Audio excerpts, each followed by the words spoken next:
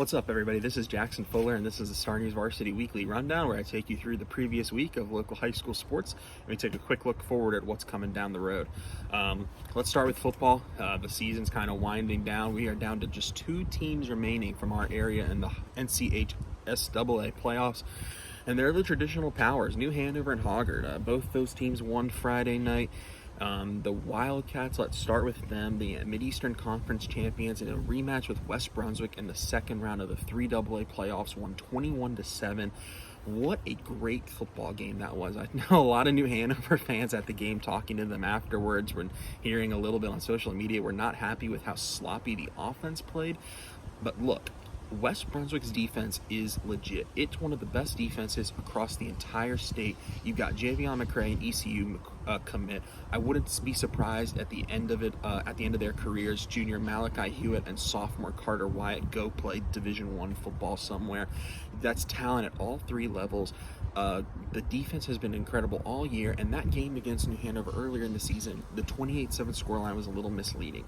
Friday night, West Brunswick made some adjustments defensively. The defensive line shifted a little bit around. I think they knew that New Hanover couldn't really get too much success running the ball at the middle, so they had their guys over there on the outside to prevent Mackay Stanley and Jaheim Marshall from getting to the outside on these sweep plays. And the West Brunswick defense played phenomenal. They gave up a touchdown on the opening drive. They settled in from there. Gave up another one late in the third quarter, and then New Hanover's final touchdown came when they got the ball at the 10-yard line late in the game, when it was pretty much over already. So 21-7. The New Hanover defense, though, that's the talking point. The Wildcats defense, if New Hanover's going to win a state championship, it's going to be because their defense is just as good or better than their offense this season, which just simply was not the case last year. That defense let New Hanover down at times. Jacob Jones, Jeremiah Bancroft, their linebackers, Colby McCaskill, Rashad Rogers, David McCallum, have been phenomenal all year, and that did not change Friday night. West Brunswick's been able to run the football on pretty much everyone. They've been able to find success at some points in a game. Through 2 games, they just have not been able to do that against New Hanover, other than one drive in the regular season meeting. And another strong game for Chase Nixon, the New Hanover quarterback. Sorry about the wind today, guys. I didn't expect it to be so windy. I hope that's not disrupting the audio. Another strong game for Chase Nixon against West Brunswick. Doesn't throw for more than 150 yards, but he's efficient. He makes plays when they need to. And in New Hanover's second touchdown drive of the game, they threw the ball every single play. I think they might have gone 5 wide every single play, spreading out that West Brunswick defense, and it worked. He threw 2 touchdown passes on the night, one to Landon Ferris and one to Jaheim Marshall. So New Hanover's moving on. Hoggard 40-23 winners over Apex Friendship. I was not at that game. Our stringer Noah Powers was. And wow, the Hoggard offense, the most points I think they've scored since about October of last year, maybe.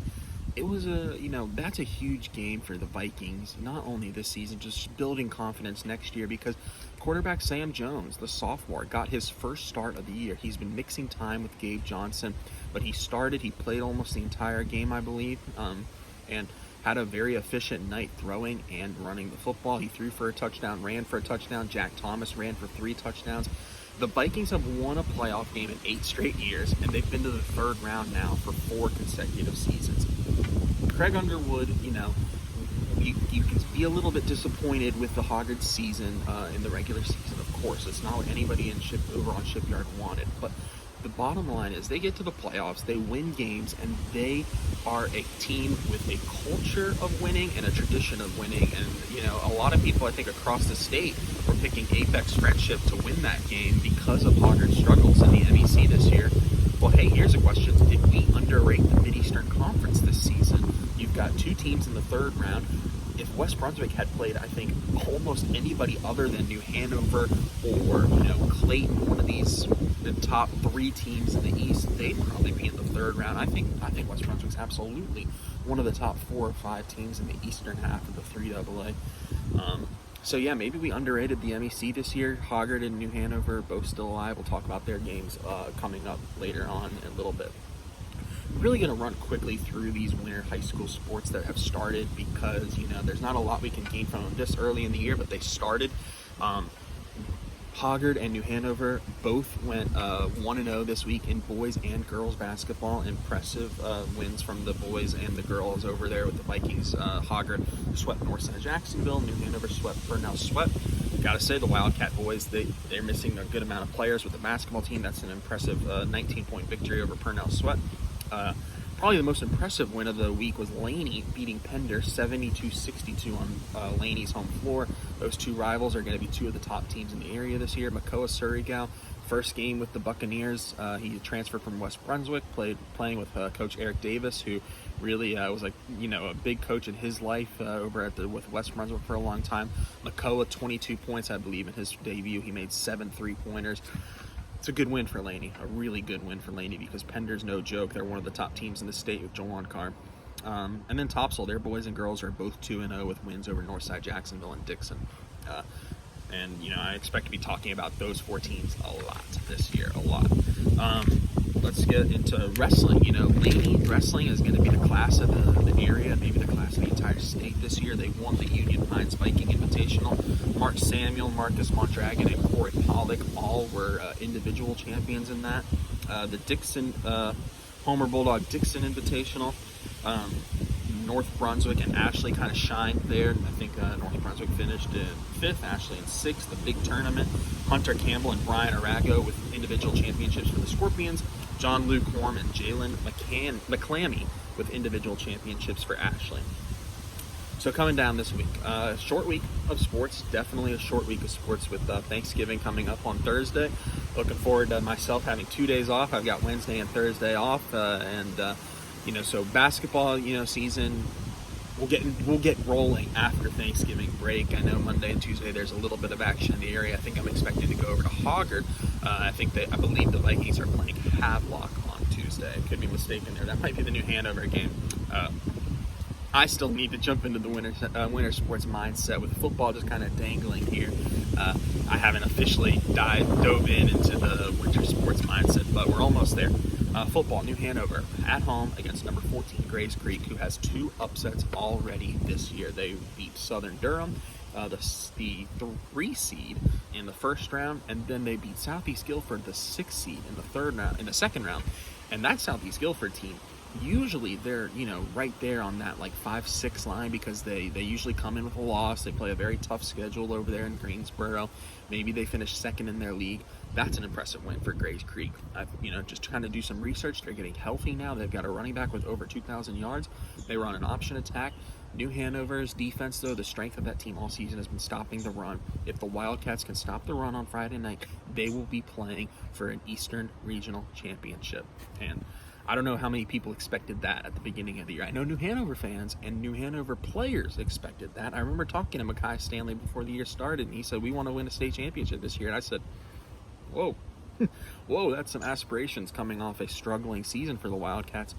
If they stop the run Friday night, they're going to be playing for an East Regional final. I believe it's as simple as that.